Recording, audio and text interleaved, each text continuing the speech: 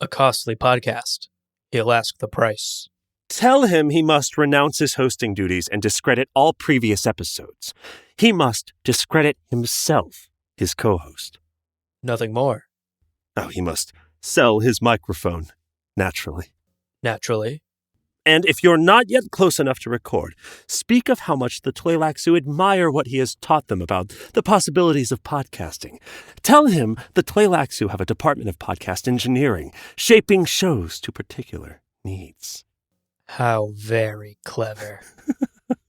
And specific. I mean, come on, guys. A whole department. Wow. Wow. We could use a department. Now hiring.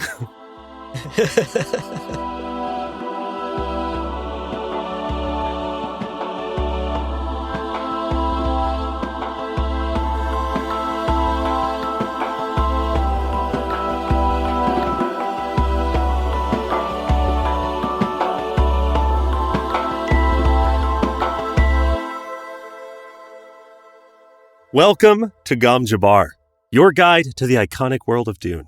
We'll be exploring the themes, philosophies, and characters found in the sandy depths of this vast universe, from Frank Herbert's groundbreaking novels to the adaptations on film and TV. My name is Leo. And my name's Abu. And we're back, baby, with Messiah Book Club Episode 6. Oh my gosh. Leo, the end is in sight. We are so close to the finish line. I am so emotional in every one of these chapters. Yeah. They're heartbreaking. All of them. Oh my I gosh. can't take it. Gut-wrenching. And today in particular, today's chapters are especially tense and heartbreaking in their own special ways. Oh my God. Okay. 50 pages at a time. You know this already, but we'll say it again. 50 pages at a time. We've gone through Messiah, keeping it 100% spoiler-free, making, hopefully, if this is your first time reading through Messiah, hopefully it's been as enjoyable as possible, and we've been able to be sort of your expert guides through this desert journey. That's right. And of course, at the top of every show, we want to thank our patrons. It's because of their support that we get to do this week in and week out and geek out about one of our favorite stories and universes of all time. Right. Speaking of patrons, special shout out, as always, to our Kwisatz Haderach level patrons, those who can be many places at once, Case Aiken and Nate Hyde. Ba-ba-ba. Yeah, thank you so much, guys. And of course, thank you to all of our patrons and all of our listeners. You all are the reason we make this show. So thank you so much. Indeed. Sincerely. Another great way to support the show and wear references that no one gets is visiting gomjabarshop.com. We have merchandise. We've got shirts. We've got stickers. And almost none of them are like identifiably Dune. Again, as the person who designed like half of our merchandise, I like things that are aesthetically cool, that have a really cool story, that the design has a story, that you can feel good wearing. And then when people go, hey, that's super neat, you get to hit them with a 25-minute explanation that goes into the deepest parts of Dune. It's my favorite. Right. And you have to whisper it in their ear. You cannot speak it like a normal person. You got to get in there. You just got to really got to get in there. You just got to really say. Just really talk right into their ear. Gom Jabbar is a great show, and you have to listen. gomjabarshop.com.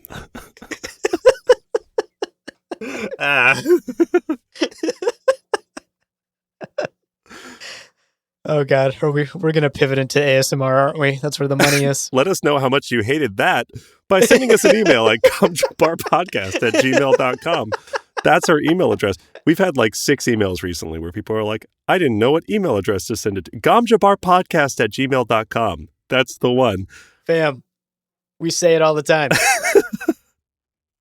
gomjabarpodcast@gmail.com. First time I've heard it. To reach out to us. Indeed. And with some of our housekeeping out of the way, let's get to some messages from listeners. That's right. So first off, we have an email from Ted asking about merch. Ted writes, just a quick email to inquire about when you might be releasing the Reverend Spice Daddy t-shirts. That was basically the email. That was it. Yeah. I loved it. To the point. To the point, Ted. To the point. To answer Ted's question, at the moment, we are focusing on getting through Messiah. These book club episodes are a ton of work. They take an enormous amount of time and effort, and that unfortunately leaves little room for other things. But we do plan to take a bit of a break before diving into the third book, Children of Dune. Right. So, in that interim, we'll definitely be knocking out some of those to-dos that have been building up on our list and designing new merch and releasing a new batch of cool merch for you to buy and show off and whisper ASMR into people's ears about. That is high on the list. So keep an eye out for a merch drop in the next couple of months.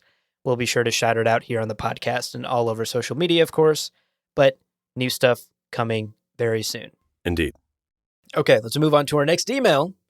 Speaking of shit that's building up on our to-do list that we have to get around to doing, this next email is from Maya Brown, who wrote to us about the 1984 David Lynch film.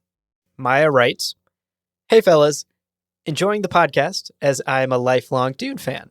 I saw the 1984 David Lynch film in 1984 at 7 years old because my dad was a Dune fan and made my brother and I go with him to the movies. Nice. I was hooked. I didn't read Dune or Children of Dune or Dune Messiah until high school, but have read them a couple of times over now and have read some, but not all of the additional texts. I love the new movie, and it is clearly superior in many ways to the 84 film. However, I have a deep emotional attachment to the 84 movie and wonder if you all saw it in the 80s.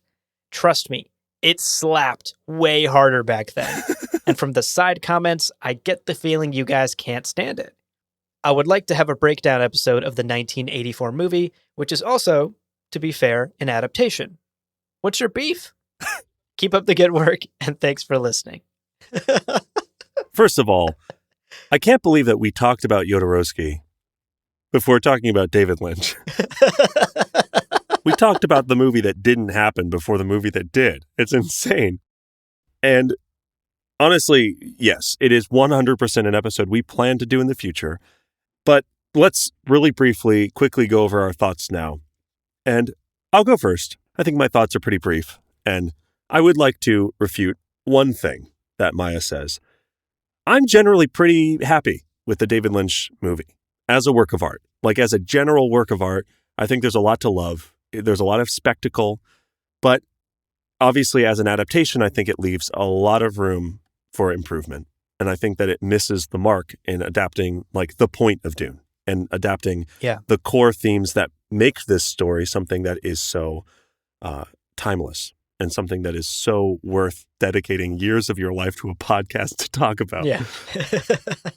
So I love it as a work of art, but don't super care for it as an adaptation of the book. And I'll say, like, you can have lots of opinions about the movie. And I promise you, Abu is about to share some of his. Oh, yeah. But personally, I would take a film that's like chock full of crazy, strong decisions, like artistic decisions, over just 1,000 boring, shitty, cookie cutter Hollywood fare movies. Pretty much any time. Mm-hmm. Like, I get so tired of the same movie being made over and over again. Let's get some weird fucking movies. But that being said, like, My Name is a Killing Word. No. No. That's weird. That's weird and strange. Sound guns. Sound guns. Why? I ask a third time. Why? Also, milking cats. Why? Oh my God. A fourth, a fifth. Why? Just so strange. And it's worth mentioning, neither Abu nor I saw it in the 80s because I hate to admit this on mic. Neither of us were alive yet. But it is worth acknowledging it did set the precedent for Dune as a somewhat adaptable IP. So I am grateful for it. And that's my little spiel. Abu, how much did you love it? Oh my gosh. First of all, I do want to say I'm a little flattered that we perhaps sound mature enough to be people who were born in the 80s or were young in the 80s. No, Folks, we're children. I'm 10 years old. Indeed. So I am flattered. Thank you for that, Maya. I am probably usually the one making the snide remarks on our podcasts, and that's because I unequivocally hated the movie. Yes, maybe I am being too harsh on it from a artistic standpoint, but it's also not really my kind of film. Like, I don't watch experimental art house films. Right. And, I have a very long list of issues that I had with it, but you already named a few. Some others I'd want to add, or I think it totally gets just so much wrong about what makes Dune Dune. Like some of the themes of the book, the main messages of the book. Right. It either ignores or completely botches. I know it's a product of the 80s, but it is just a movie filled with white people everywhere. And that sucks to see, considering how much of the film is inspired and adapted from Muslim culture, Arabic culture. Right. To not even see a single brown face in that movie. Beyond that, the Harkonnens I find just so grotesque to the point of being comical. Like I think some scenes that was supposed to be like, oh wow, look how bad the Harkonnens are, but I was too busy just laughing at how dumb they were. So yeah, I mean, clearly you can tell I didn't like the movie. In fact, I have no desire to ever watch it again, which is a bummer because we will be doing that deep dive episode podcast. You will probably have to watch it scene by scene over again, pausing and replaying and quoting things from it as we dive deep into it. So I will unfortunately be doing that for all of you. That's how much we love you all, listeners. But trust me, I will not enjoy it one bit. All of that negativity aside, though, I do want to sort of end this by saying that I am genuinely really happy that people like Maya exist who love and cherish the movie. Yeah, totally. It honestly warms my heart to hear that going to this movie, whether her dad dragged her to it, which is what it kind of sounds like, or she went willingly. Either way, it sounds like it's a beautiful memory that she has with her father. And the movie has a special place in her heart, perhaps because of that. We get a lot of emails and messages from people that are like, my dad loved this, so I loved it. Yeah, like Dune dads is such a thing, like there's a whole demographic of just Dune dads out there. You mean Spice Daddies? Spice Daddies! Exactly. So, and we have some Spice Daddies in our audience as well, and we appreciate them. And so I just want to sort of end on that positive note. I don't want to be a total Debbie Downer in response to Maya's email. Sure. I am really, really happy that she loves the movie. And I'm glad that it holds a special place in her heart and in her life. I mean, that's the joy of art, right? Like, it's subjective. And totally, we're all allowed to love it or hate it. And no one's wrong. No one's wrong for disliking a thing or liking a thing. So, hell yeah. So to wrap up our mailbag section today, Maya, Ted, thank you so much for your emails and your questions. A number of listeners have sent us emails along these lines, asking us about the 1984 movie or merch or the board games or when we're finally going to do the sci-fi miniseries episodes we've been talking about. Right.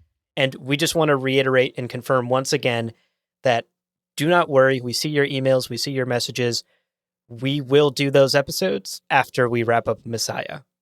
Can't wait. Seriously. All right. And with that out of the way, we're going to take a very quick break, but stick around. When we're back, we're going to get into the summary of this week's reading. Welcome back, folks. Let's dive into today's reading. So we start off with chapter 20. It has been a week since the stone burner incident. There's been a hustle and bustle of activity all week long, but things have finally settled down, and an awkward, tension-filled silence has fallen over the Imperial Keep. People are speaking in hushed whispers in corners. They're walking around quietly, trying not to disturb the peace. It's tense. And the topic of conversation on everyone's lips, of course, is Paul's quote-unquote blindness. Right. We also learned that Korba has been arrested for presumably being part of the Fremen conspiracy to take down Paul. Put a pin in that. We're going to be getting to that very soon. So good. But first, we join Chani, who awakens to find Paul sitting next to her. And Paul at this point is more despondent and distant than ever.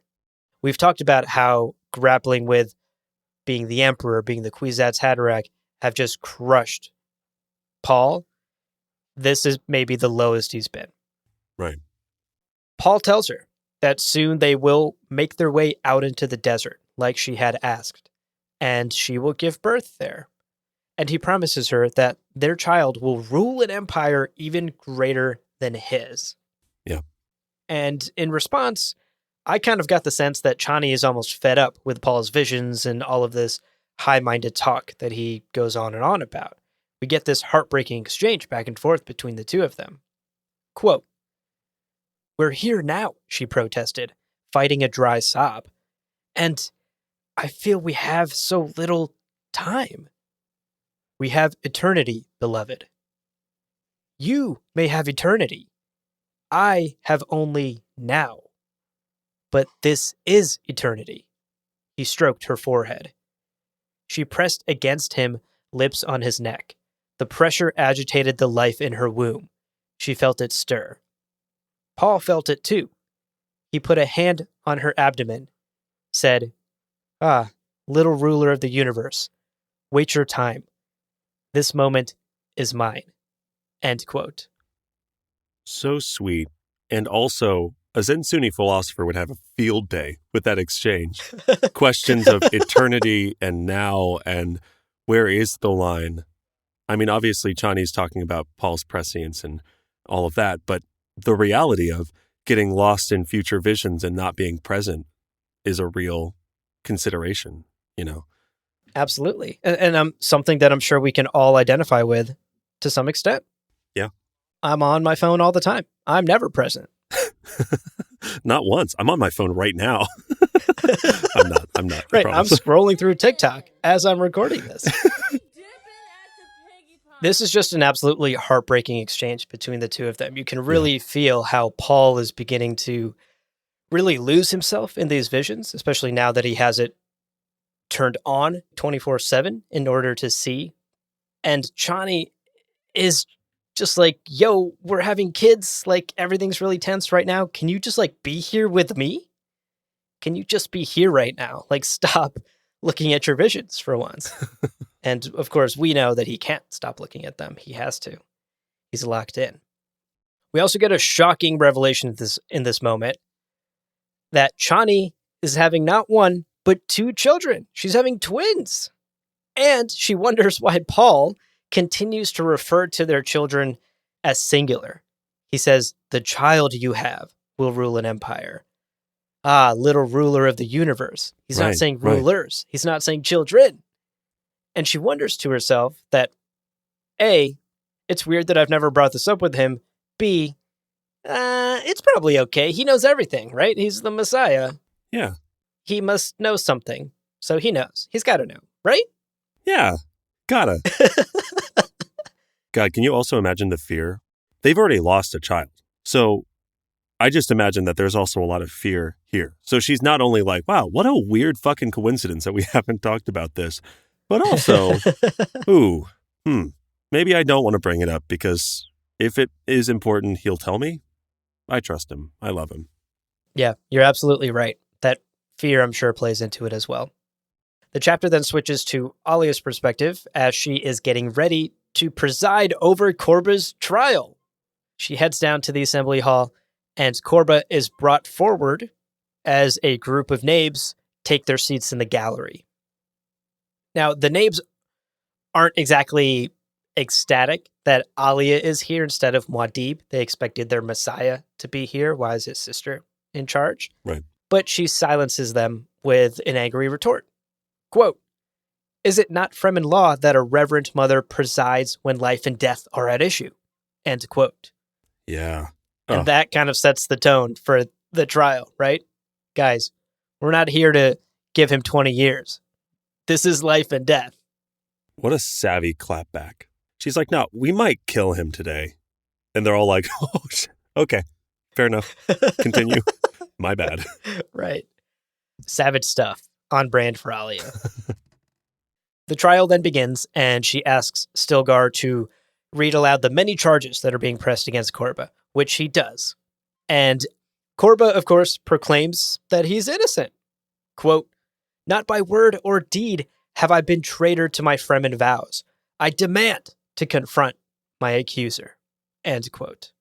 So he's out here claiming he's done nothing wrong. His hands are clean. What conspiracy? Also leaning hard on the Fremen qualities, right? And that's a big part of this. Like, so much of this is not only doing what he thinks will get him to be safe and like alive, but winning the favor and currying the favor of the gathered nabes.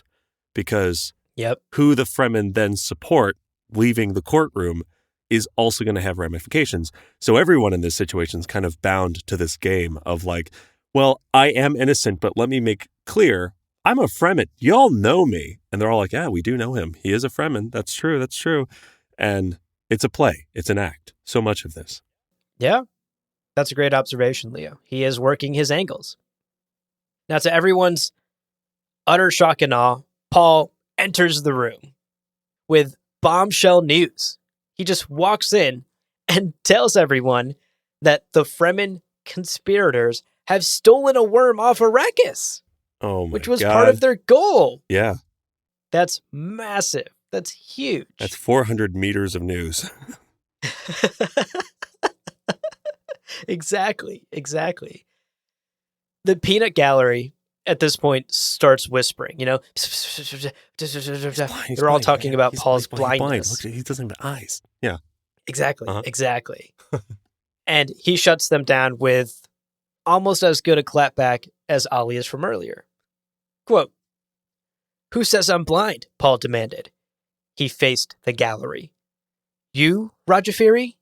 I see you're wearing gold today, and that blue shirt beneath it, which still has dust on it from the streets. Oh, shit. You always were untidy." Oh, shit. Right. Rajafiri made a warning gesture, 3 fingers against evil. "Point those fingers at yourself," Paul shouted. "We know where the evil is." He turned back to Korba. "There's guilt on your face, Korba." End quote. Holy shit. I need to see Timothée Chalamet act the fuck out of this scene. Just ruined, blackened pits for eyes, screaming, "Point those fingers at yourself." Oh my God. It's my favorite scene so good. of a movie that isn't coming for years. Yeah. Oh my gosh. I loved it. Paul then turns his full attention to Korba and grills him about his part in the conspiracy. He tells Korba that Bijaz has told them everything. They know the names of the Fremen conspirators. And all throughout this exchange, Korba is cowardly, he's defensive. He does, however, demand to be judged by Fremen law. Right. And in an incredible flex, Paul appoints Stilgar as Korba's counsel and agrees. Sure, we will judge you by Fremen law instead of sentencing you to death here and now. This is, of course, all a sham. It is all an act by Paul and Stilgar. Interestingly, Alia was not in on the entire plan.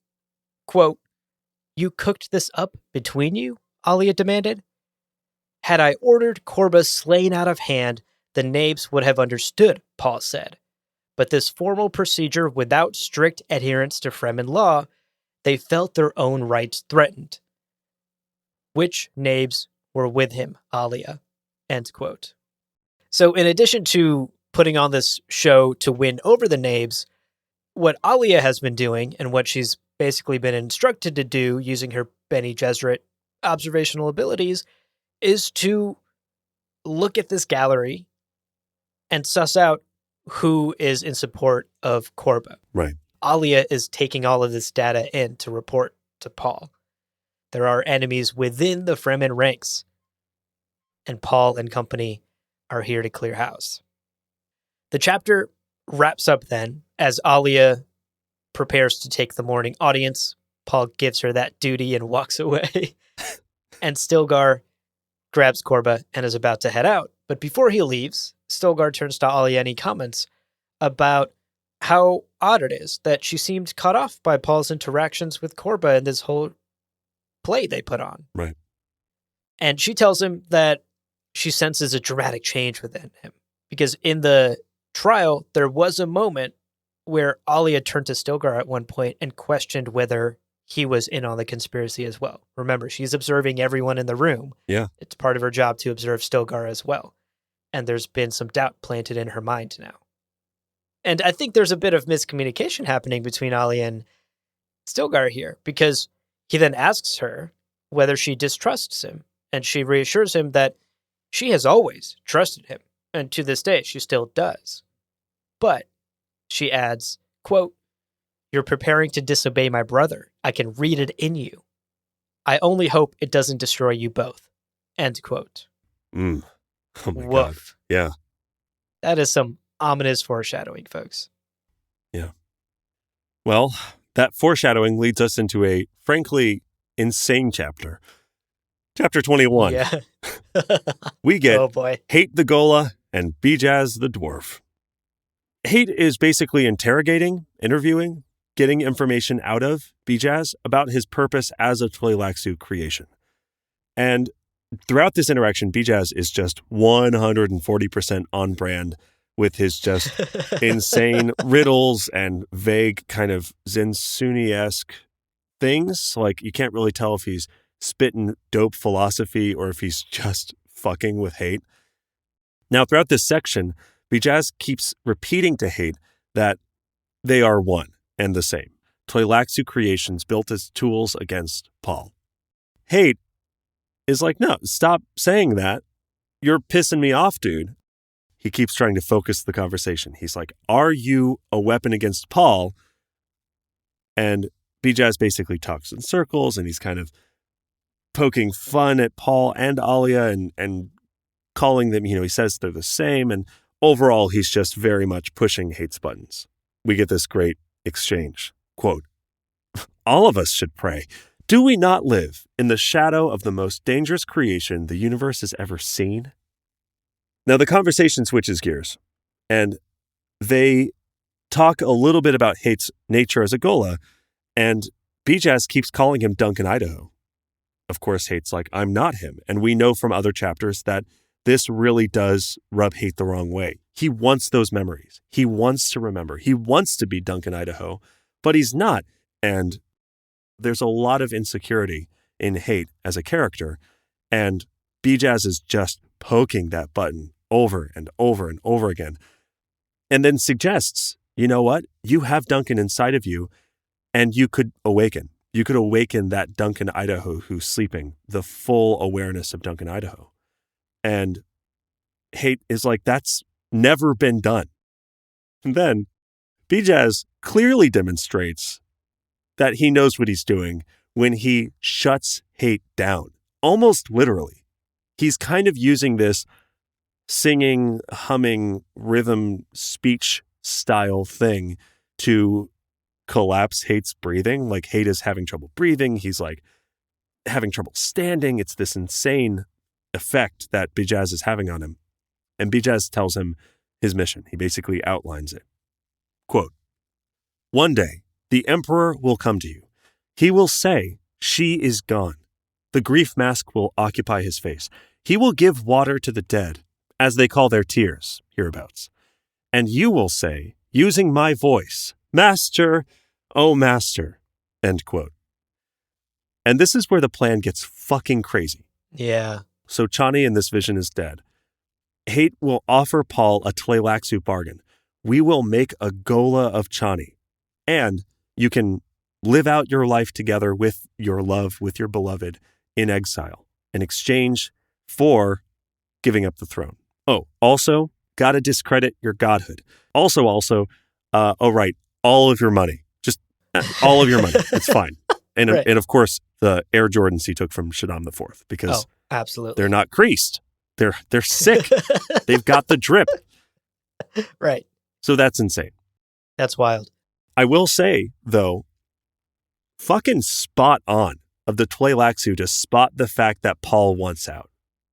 He wants exile. This is actually quite a tempting thing. He's fantasizing about this quietly when people think that he's furious and steaming. It's so good of them. Like, it's so brilliant of them to include that in that initial bargain. But there is more. And this is really where the plots within plots within plots gets going. Yeah. Quote, "He will be tempted, and in his distraction, you will move close. In that moment, you will strike. 2 golas, not 1. That is what our masters demand." End of quote. Oh my God. That, This is why you never trust a Tleilaxu, folks. it's insane. Duncan Idaho, in his moment of hesitation, will kill Paul, and then the Tleilaxu will have perfect golas of not only Chani, but also the Kwisatz Haderach Paul, Oh my God God. of the universe. Yep. What a fucking play. Like, A puppet. The most powerful puppet. it's unbelievably ballsy of them. Yeah. Now, of course, it's a bad move to like outline every step of the plan to the fucking guy who's like part of it Yeah. and who's the whole time going, "I'm not going to do that. You're crazy." Bijaz is like, "Oh, also, by the way, you're going to forget everything," until he says those words. And in a very big way, hate is as we learn in this chapter, hate is the goal that Bijaz has been aiming for this whole time. Bijaz has been seeking out a one-on-one conversation with hate. He gets it in this scene, and in having this moment with hate, he basically loads hate as a sort of weapon, and hate is suddenly armed and ready to go. Oof. Such a wild chapter. It's crazy. Another chapter I can't wait to see on screen. Oh, Jason Momoa. It could be done in such a fun way. Jason Momoa, like dripping sweat, cowed before this little man, just being tortured by the words, but then gasping. So many good visions. Yeah. Could be so good. Leo, you had me at Jason Momoa dripping sweat. You didn't have to say anything past that. You had me at the first syllable of Jason's name. All right, let's continue on to chapter 22. Hate watches as Alia leaves her temple, and he immediately notices something is off about her. So he's concerned, and he follows her. As it turns out, Alia has just moments ago consumed an absolutely lethal amount of spice melange in an attempt to make sense of the future and also to make sense of what Paul is up to make sense of his actions. It's clear from the trial that she is not 100% in on all of Paul's planning here. Right. There's actually an interesting note here about the Dune Tarot, something we talked about at the start of the book. Quote, "This was the way to penetrate the fog spread over the future by the damnable Dune Tarot. A barrier existed. It must be breached. She had acted out of a necessity to see where it was her brother walked with his eyeless stride." End quote. She's desperate. There's also a lot of parallels in Alia's actions here, all the way back to the first book when Paul does something similar in taking the water of life and going into his Kwisatz Haderach time trip coma for 3 weeks. Yeah. Oh, great point. Alia is taking very similar steps here. Now, by the time Hate walks over to Alia, she is already starting to have some of the most intense visions of her life. Right. And Hate, understandably concerned. She ignores most of what he's saying and starts talking about how she is the product of a Bene Gesserit, and she, on some level, understands their desire to keep this breeding program going, and she understands why Paul and Alia's potential children are so important to that program and to the future of humanity.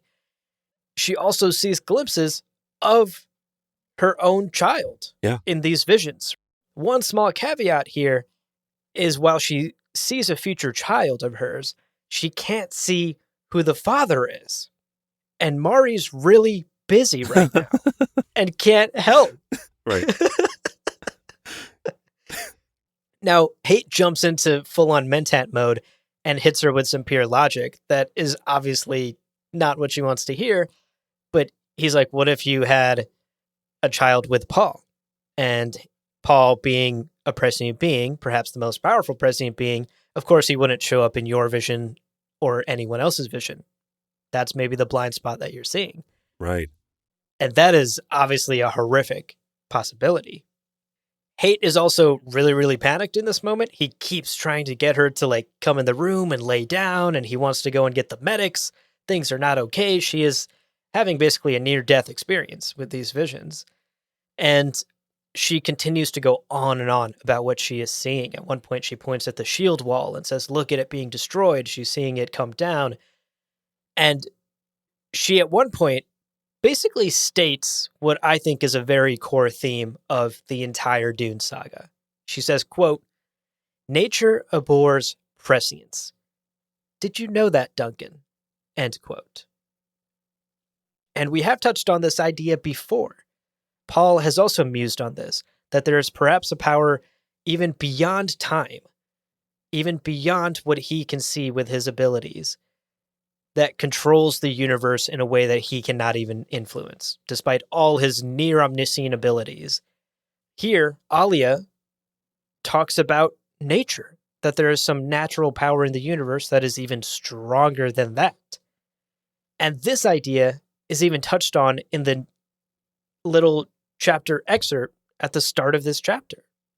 Quote, the sequential nature of actual events is not illuminated with lengthy precision by the powers of prescience, except under the most extraordinary circumstances.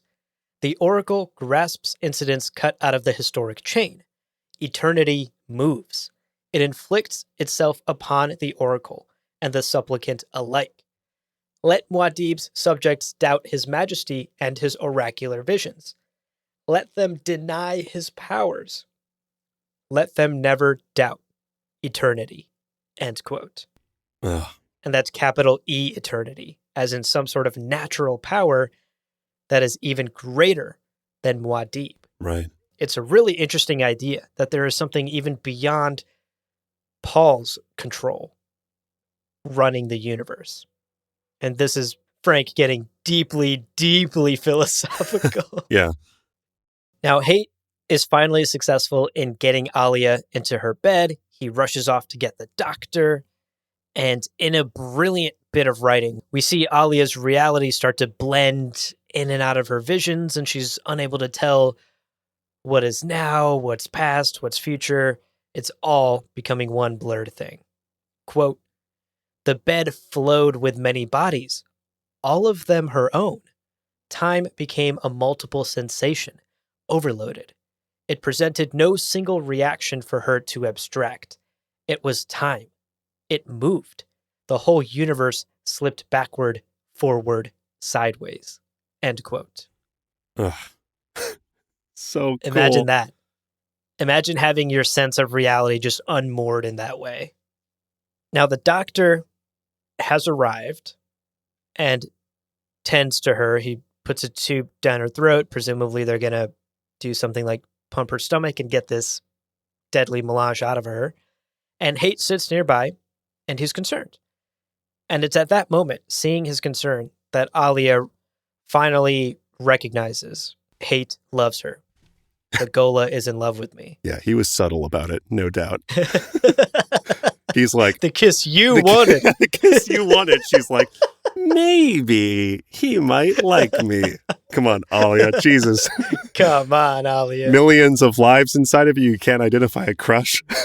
Right. He has a crush on you, girl. She asks her other memories. She's like, does he like me? And in unison, a million past lives are like, we don't know. a cacophony of confused past lives. He's so hot. No way. We're not in his league. So in this moment, she recognizes his love for her. The doctor's also sort of wrapping up, and he has the audacity, nay, the temerity, to chide Alia for consuming too much spice. And I found this so funny. She's like, you don't tell me what to do. fuck off. And the doctor's like, I'm telling your brother, and then storms out of the room. So good. Oh my God. So good. Also shouts to our boy, Gary Goldman. Nay, the temerity. So good. Let's wrap up this chapter. We end with Haight and Alia alone in the room. She is slowly starting to recover from these visions. And we get this very emotional moment that really, really affected me. Tears running down her face, Alia admits to Haight, quote, "If I could only burn this thing out of me. I didn't want to be different. I wanted to be able to laugh. But I'm sister to an emperor who's worshipped as a god. People fear me. I never wanted to be feared. I don't want to be part of history. I just want to be loved and to love." End quote. My God. My therapist will be hearing about this. Ugh. I'm going to need a minute to recover from that quote, so please take the next chapter, Leo. Okay, I got you, bud. Let's get into 23. We are back at Sichtber. As Paul promised, they made their way to the desert, but Johnny's kind of feeling a little strange. Things are not quite right. And she asks, quote, "Why are we here?" End quote. Can you do that in your Seinfeld voice, please? Why are we here? What's the deal with being here? You like spice? It'll never not kill me. I love that. Things are not quite right. Jerry Seinfeld impressions aside, things are not quite right. She's looking over this desert, this sietch she loves. She's thinking this whole time, oh, that's where I caught scorpions as a kid. Like, this is where I grew up. Why is it weird? Why do I feel strange about this? Yeah. And part of it's certainly Paul. Like, Paul's being super fucking strange. She loves him so much, but also brought with them just the insanest group of people. He's like, yeah, the group that we should all go to this cave with. Bijaz, your friend Bijaz, right? You love him. Hate's great. He's kind of spooky too. Edric, we all love Edric. Edric's great. Fishman Edric, he's the best. Moheim, she's a charmer. Leichna, that weird fucking girl who's like kind of weird and walking strange sometimes. Stilgar, that makes sense though. Hurrah, we love Hurrah. We stand Hurrah. Irulan, Alia, and all of the palace assistants. Seems like a whole entourage. It's insane. We're building up to something here. Chani is not really cognizant of all of that. Like, we know from the very earliest chapters that she knew Irulan was up to stuff, but Moheim, Edric, all of that stuff it's just not on her plate. And she finds herself slipping into some of that melancholy that Paul has been so accursed with the last few months, it seems like. We actually have this little quote, and it's just so heartbreaking. It's so sad, but I think it's worth sharing. Quote, "Hawks appeared in the cleft where she stood, seeking safety from the wind. They were brown as the rocks and with scarlet in their wings. She felt her spirit go out to them. They had a place to hide. She had none." End quote. Oof. When you are like the love of the emperor of the universe, and you're like, jealous of that bird. Jealous of that bird, though. That bird's got it pretty sweet. Uh-huh. It's a dark moment. I'm no relationship expert. Yeah. But if you're like, I wish I was that bird instead of in this relationship, get out. Yeah. I think you sound like an expert in that moment, because that's good advice. Right. Now she sees in her Fremen way, a Coriolis storm brewing in the distance. And Haight is like, there's a storm. You should be careful. Coriolis storms can strip bone from... And she's like, fucking guy, come on. Literal mansplaining here. Haight the Tleilaxu Golas, like, hey, let me explain to you, Fremen woman, what a desert storm can do to the human body. Quote, "It'll shred the flesh from your bones," he said, as though he needed to explain such a storm to her. End quote. I love that quote. They gave me a good chuckle. It's so funny. I bet he sits with his legs fully apart, just taking up so much space. Oh my God. He's a spreader. He's a spreader, folks. But nevertheless, she's like, listen, he's clearly genuinely concerned for me. Okay, whatever. We'll get inside. So she asks Haight, where's Paul? And Haight basically says, oh, Paul's out doing hot emperor shit. Like he's got so much on his plate. And she basically says, yeah, that makes sense. That makes sense. I saw all of the attendants, right? Quote, yes, I understand. I came with that swarm too. Recalling the flight from Arakeen, she admitted to herself now that she had not expected to survive it. This is wild. This is one of my favorite passages. Continuing the quote, Paul had insisted on piloting his own thopter. Eyeless, lest you forget, eyeless, he had guided the machine here.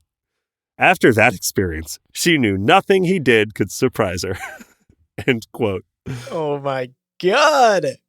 Well, we only have a moment to enjoy that insane thought because, there the babies are coming. She feels the pain. Haight roars out to get some support, and support appears. Again, it does technically pay to be the emperor's concubine. Yeah, true. And she's being taken care of, which is great.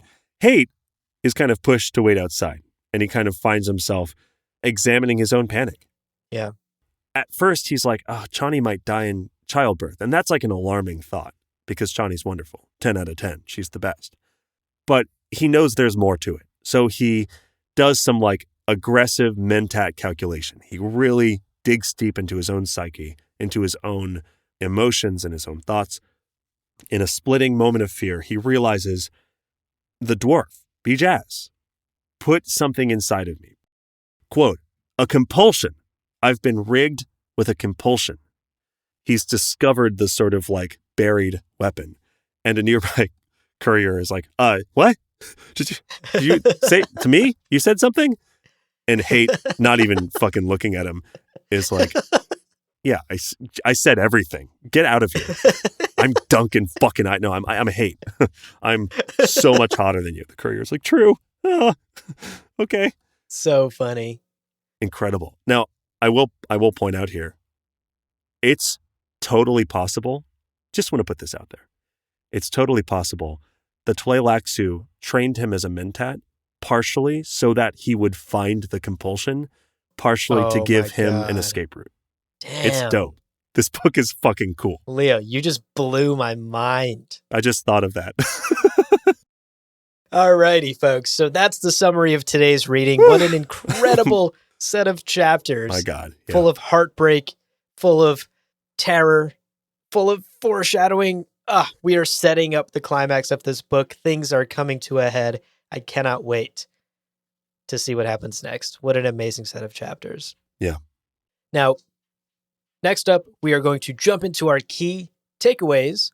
But before we do, as always, we're going to take a short break.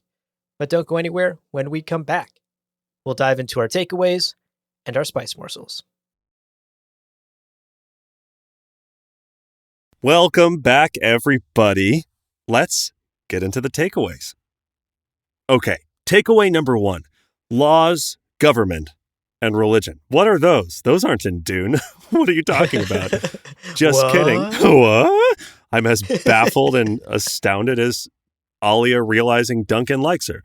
Anyway, there's so much politics in these chapters, and it really is worth breaking down some of the kind of political commentary that Frank is kind of exploring through these characters and through the story as a whole. Yeah, definitely. So let's start with the first chapter of today's reading.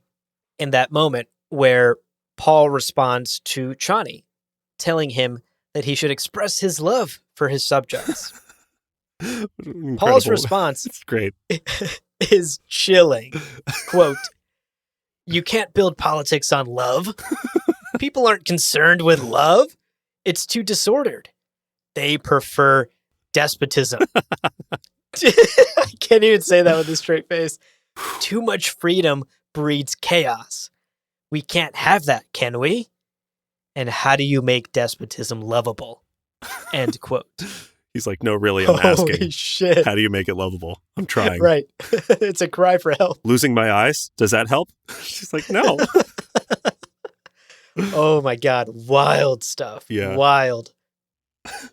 It's such an out of character thing for our quote unquote hero to say, right? Like we know that Paul Atreides is the son of Leto Atreides. He's an Atreides. He's an honorable, upstanding person. He's a good guy through and through. What an absolutely bonkers, crazy thing for him to say. It's so, honestly, Machiavelli of him. I remember reading this chapter last week and texting you and being like, yeah. Did Paul just go full Machiavelli? It's better to be feared than respected? It's wild. It's word for word a Disney villain speech. And Johnny recognizes what's happening. Paul, stuck in his own, like he's kind of being melodramatic, also maybe just saying the words he has to say. But man, she's like, you're not a despot. He's like, yeah, I know. But still, it's so much. And at this point, there is no sham. There's no faking it. He is outright just calling himself a despot. Yeah. And we've said this many times at this point, but it bears repeating. Paul is absolutely disgusted with his own rule. Oh, true. Yeah. There are two forces at work within him. One is what his father and his mother instilled in him, the Atreides person, the moral code that he has always lived by. And the other is Muad'Dib, the Fremen, the Messiah, who must rule with an iron fist. And it's tearing him apart. He's racked with guilt and anger and hopelessness, frankly. Yeah. But speaking politically, I think, sort of talking meta, I do want to, with these quotes, step out of the book a little bit and try and figure out what Frank is trying to say. Yeah. I think, to me, this quote reads as a warning against charismatic leaders who project this idea of love, and Paul / Frank himself saying, no, politics can't be built on charismatic leaders. It will fall apart. Yeah, I mean, it's almost the follow-up to Don't Trust Charismatic Leaders from Dune. It's like, and the ones who seem infallibly charismatic are perhaps even the most twisted because they're lying about the nature of their rule. Yeah. Okay, let's continue. Paul is still talking with Johnny, and she says, no, you're not a despot. What are you talking about? Your laws are just. You care for your people. And he responds with another banger, folks. Quote, this one slaps. I want this one tattooed across my chest. Same. Quote, law, our highest ideal and our basest nature. Don't look too closely at the law. Do, and you'll find the rationalized interpretations, the legal casuistry, the precedents of convenience. You'll find the serenity, which is just another word for death. End quote. That last Oh line. My God. It's all the way back to him scolding the navigators, saying, you chose complacence. You chose like the easiest path. You cowards. That is the same as death. He's railing against law. Johnny's like, well, you've got good laws. And he's going, no, laws are the means to killing yourself through complacency and serenity and peace. And the alternative to that is chaos, but it's chaos that embraces actually loving and being loved. And it's fascinating to see this sort of web that he's weaving with his philosophies. Yeah, it's such a great quote. And while I think you're correct that it is like a takedown of laws, I also think there's a side to it where Paul is championing laws as a good thing. He says law, our highest ideal. And I think, again, getting a little like philosophical, an ideal is usually something you will never actually achieve, right? It's something you continue to strive for over and over and over again. Sure. And the way I interpreted this was there's two ways to see laws. There's laws that are enacted and then questioned And if used correctly and questioned often, those laws can be effective at governing society. But the flip side of that is that even the most well-intentioned of laws can, like you were saying, lead to this complacency and this stagnation when they become a crutch, when they become an excuse by bad faith actors. And as we know in the Dune universe, stagnation equals death. If you are not questioning the status quo, if you are not continuing to move forward and grow and embrace chaos, you are hurtling humanity towards its ultimate demise. That's always been Frank's thesis in these stories. Yeah, I mean, that's 100% correct. But I also will point out, ideals, you're right, are something we strive for. They're something we choose. They're something we set our sights on, and they're something we elevate as that is what we should strive for. And part of this desperation may be recognizing that laws are one of our ideals, our highest ideal. How sick is that? That we have set that as an ideal, that we set law and legality as an ideal. Like, that's so fucking twisted. We're so backwards as a species. Oh, wow. Yeah. All right. One other thing we wanted to talk about in this takeaway is that moment from Alia's perspective when she is getting ready to go to Corvus' trial. Yeah. She sees this letter from their mother. And this is one of the very few times Jessica is ever mentioned in this entire book. Right. And this letter, folks, is perhaps the most scathing Yelp review in history. It's amazing. We learn that not only has Jessica refused to allow Kaladin to become a stop on the Hajj, the religious pilgrimage that all of Paul's followers undergo. Right. She, in these letters, is also straight up shitting on Paul's rule and government. Here's some of what she wrote. Quote, "You produce a deadly paradox. Government cannot be religious and self-assertive at the same time. I see the day coming when ceremony must take the place of faith and symbolism replaces morality." End quote. In this letter, my interpretation is that Jessica is basically stating that Paul's religious, despotic rule will crumble in on itself eventually. And this, of course, is an idea that has been brought up many times in this book, and we have discussed it on many occasions on this podcast, the finite nature of power and charismatic rulers. Right. Jessica herself is like, what you are doing is not sustainable and will not work. You cannot make yourself a god and intend to rule the universe. It's such a good point, and it's a great counterpoint to what Paul's doing and how he's like living and governing. But it's also so hollow because it's coming from the Bene Gesserit who, like, I don't know, just so much of her teachings and her everything she's saying he knows.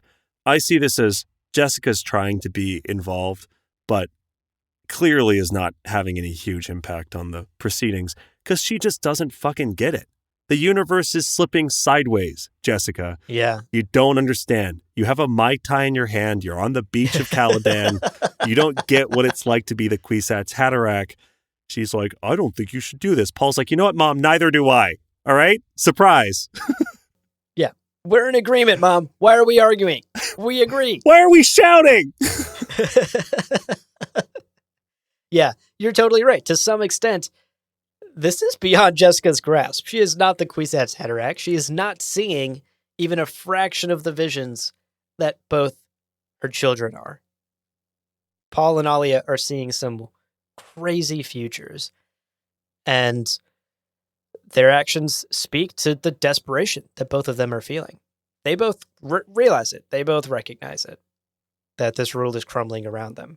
And to wrap up this first takeaway sort of about politics and what Frank is saying in his messages here, to me, so much of this book is this slow-mo political train wreck happening in real time. Like, we're on this journey watching Paul's rule, Paul's godhood crumble around him. And his empire is clearly starting to come apart at the seams. And through this story, Frank is very much making a political statement that this type of rule, this type of government, this type of leader is not what humanity should aspire to.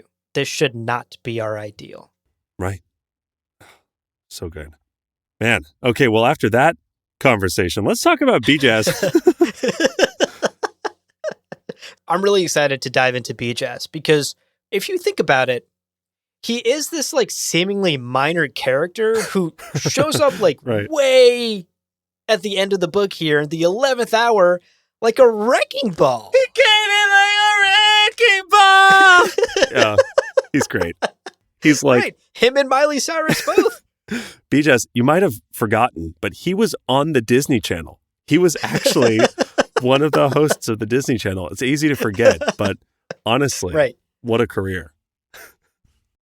In this chapter with Hate, it's clear that this like seemingly insignificant character is quite significant. And the things that he says are sometimes very clearly just like one-off kind of pivots of like Zensuni logic.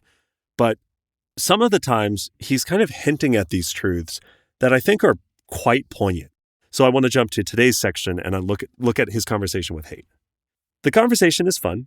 And I do love, as I pointed out earlier, that Hate as a Zensuni philosopher is just getting shook by like Bijaz's teasing and jokes and jives. Like Bijaz is clearly pushing his buttons and it's working and it's hilarious. Yeah, Bijaz is like a level 12 Zensuni philosopher and Hate never made it past like the 6th level exam. But he's got like level 12 confidence and this is really shaking him that he's being outclassed totally. That's so perfectly said.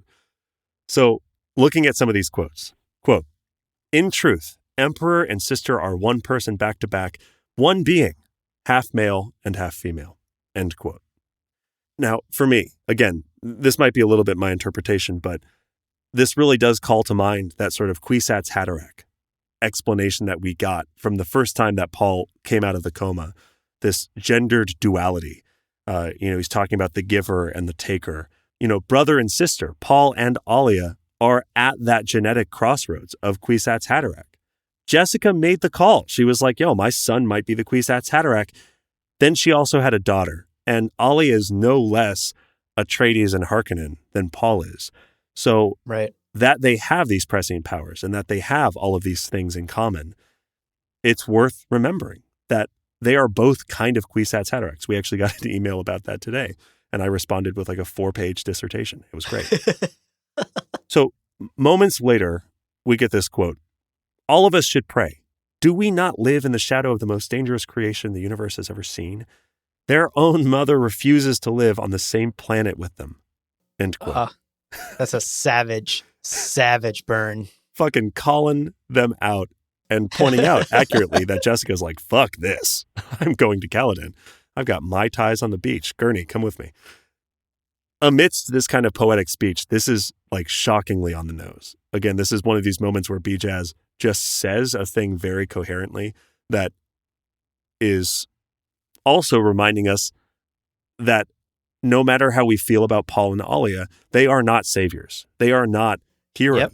They're dangerous. They're forces of nature that their mother is terrified of, their own mother. Right. Again, this book is a warning against rulers like Paul and Alia. Yeah. And despite our inclination to want to paint them as heroes, despite the fact that they are the protagonists of this book, they are still not an ideal that we should be striving for. And to your point earlier about how Bijaz cuts through the bullshit while wrapping it in talking in bullshit, here, he is just being very clear. Yeah. Do we not live in the shadow of the most dangerous creation the universe has ever seen? Paul Atreides is the result of a 90-generation-long breeding program. He is a dangerous creation.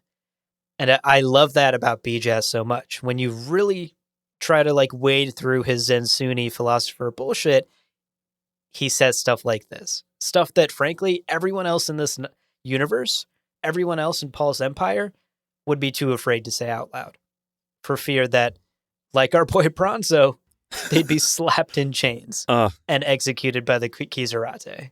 Bijaz don't give a fuck. Bijaz says it all. I love it. It's so good. That's such a great point. I love comparing him to Bronzo because it's so true. Kind of wrapping up this takeaway. He has an aside. He's given Hate this mission. He's like, this is what you're going to say word for word. But then he gets distracted from his mission of imprinting hate with his kill orders. And he's like, oh, just a moment. Quote, poor Bijaz, who has no mind. Poor Bijaz, a drum stuffed with messages, an essence for others to use. Pound on Bijaz and he produces a noise. End quote. Oh my God. Reminder, Bijaz is a human distrans. He is literally a carrier of messages. This is shockingly literal. This is genuinely him bemoaning, I am a vessel for messages for other people. Other people have their ends, their plans, their plots. Here I am with no mind, no agency, no ability to choose, no ability to think. Yeah. Bijaz is, like so many characters, wrapped in others' planning. These huge organizations that are planning and scheming. And as he's pointing out here, he's like, he says no mind. But really, as we're looking at complacency and action and peace and tranquility as a counter to decision and moving forward and acting and choosing, he is unable to choose his own destiny. And how sad is that? It's tragic. This is not tragic. Him triumphing over hate. This is him succumbing to the same plans that anyone's going to succumb to. It's right. Beautiful. And in particular, the same plans that hate has been programmed with. Bijaz has also been programmed to do this. Right. And I liked this humanization of Bijaz. He is such a late game character that we perhaps don't have a moment to stop and think, wait, this is a person, right? Totally. He's not some plot device. He's not some Tleilaxu tool. This is a person whose agency, like you're saying, was taken away, and he's fully aware that this is his role. He is simply here to activate hate in this plot that the Tleilaxu have cooked up. And I loved this aside, that in the middle of doing the thing that he was made for, he has a moment of hesitation and a very human moment of self-pity. Poor Bijaz. Stuffed with messages. Pound on Bijaz and he produces noise. That's all I was meant to do. Yeah. Tragic is the right word for it. Finally, I just want to highlight the best thing that Bijaz says. Hands down. Hands down. About Duncan, Idaho.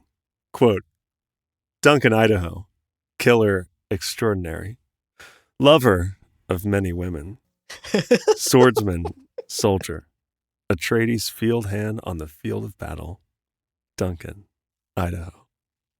End quote. Oh my Snaps. God. Snaps all around. Oh my God. Beat poetry at its finest, folks. Lover of many women, indeed, Duncan, Idaho. Indeed. Killer extraordinaire in bed. Oh, kill it. Yeah, all of those were sex euphemisms.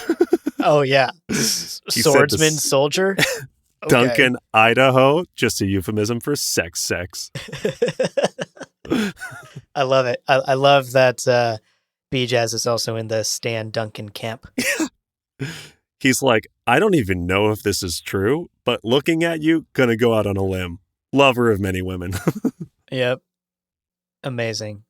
And with that very strange takeaway out of the way, let's take a quick break. One last break before we wrap up this episode with our spice morsels hot from the oven. Get your appetites ready, folks. We're almost there. Stick around. Welcome back, everyone. Let's round out this monstrosity of an episode. Yes. With a couple of yummy, yummy spice morsels. So good. First up, we have Umbu Seech. So as Alia is marking the names who doth protest too much Shakespeare. in that gallery during the trial, we get this sentence. Quote, the names carried pieces of Dune in them. Umbu Seech, Tasmin Sink, Habar's Gap. End quote. Tasman Sink and Habar's Gap seem to be one-offs here. There wasn't too much detail on those that we could find. Umbu Seech actually does play a significant role. And it plays a role in one of our favorite characters' lives, Stilgar. Yeah. According to the Dune Encyclopedia, Stilgar was born in 10,141 AG, and he was raised in Umbu Siege. Hey. So our favorite little Navy boy, before he was a Nabe, just a boy, grew up in this siege. And at the time, before he got the name Stilgar, he was known by his birth name, Tuan. Cool. Yeah.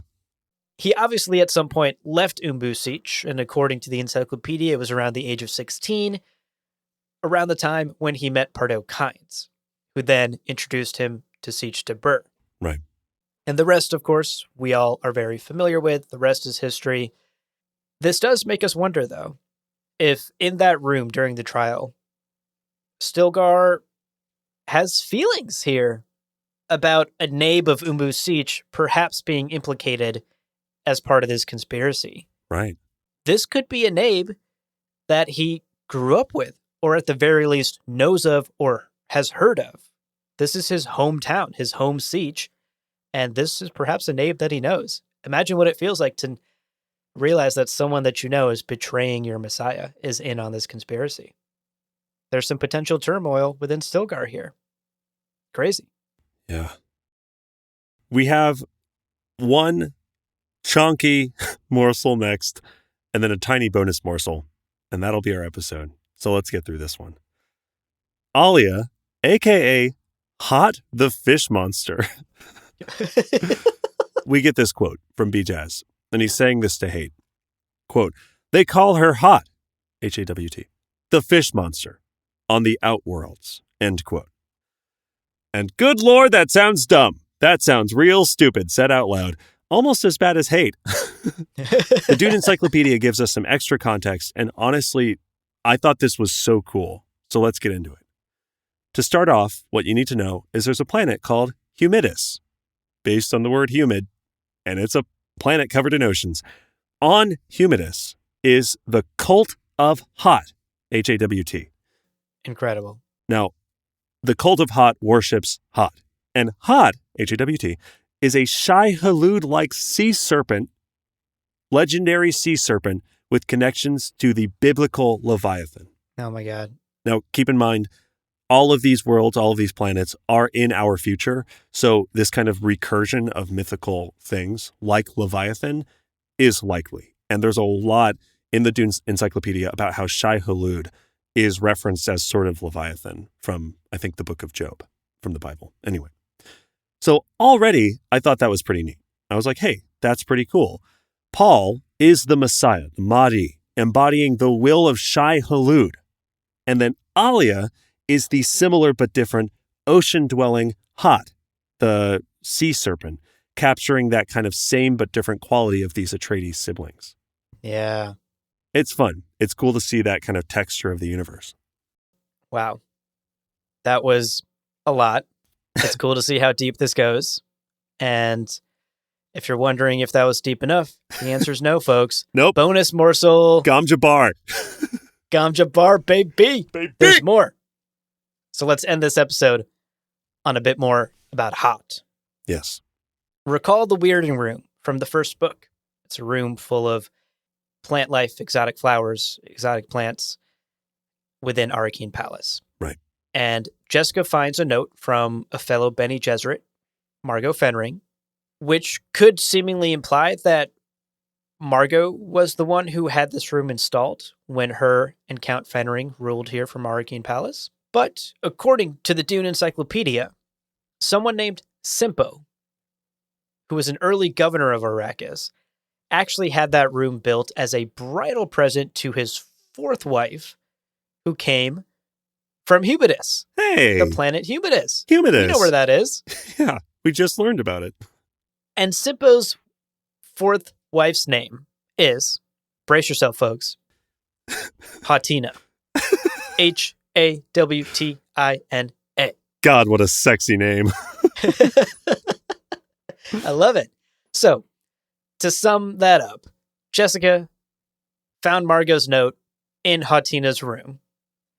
And years later, Jessica's own daughter is then compared to the deity Hot that Hatina is named after. We have come full circle, folks. It's so incredible. Complicated, but I love it. Wow. And there's also a great name for anyone having a daughter soon. Yeah. Hatina. Solid. I'm going to name Hawt. my daughter Hatina, and then I'm going to name my son Hatina, and I'm going to get my name changed to Hatina, and it's going to be great. What a great name. Love it. And with Hatina, we come to the final stretch, folks. We've made it. We've done it. The next episode, all you have to do is finish Dune Messiah. All the way to the final page, friends. Read the rest of it. We're doing it. Hey. We're completing the book. Listen, enjoy. Enjoy it. Seriously. My God, what a book. Yeah. Get ready. Can't wait to talk about these final chapters. They're so good. Buckle up, folks. Buckle up.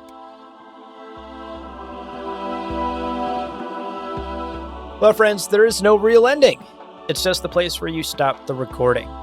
But this podcast is always one step beyond logic, so help spread the word of Muad'Dib and leave us a review on Apple Podcasts and Spotify.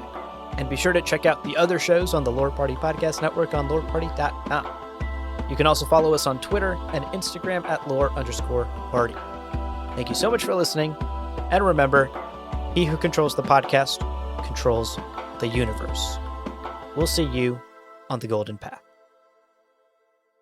Silly. I love those cold opens we do. I hope people appreciate them. No one has ever once written a email about them. So part of me wonders if like people just skip past all of that. God, this fucking thing again. I hate these guys. Guys, we need your validation. Email us. Do you like those cold opens? We work so hard on those. Please. Please.